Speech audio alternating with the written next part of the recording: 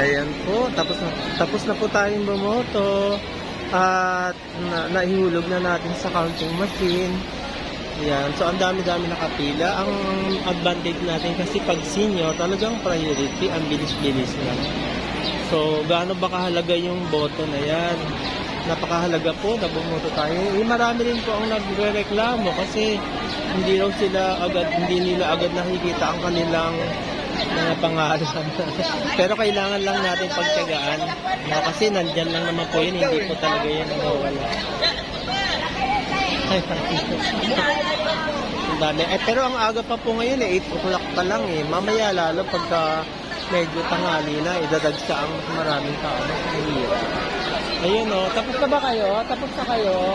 Say hi! Ayan, mga kasama natin. Hello po! Good morning!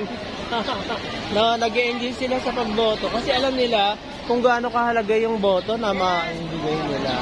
So, yung boto natin ay mabibilang at yan ang huhubog sa ating pamahalaan. Sila yung maglilingkod sa atin ng buong puso, buong katapatan.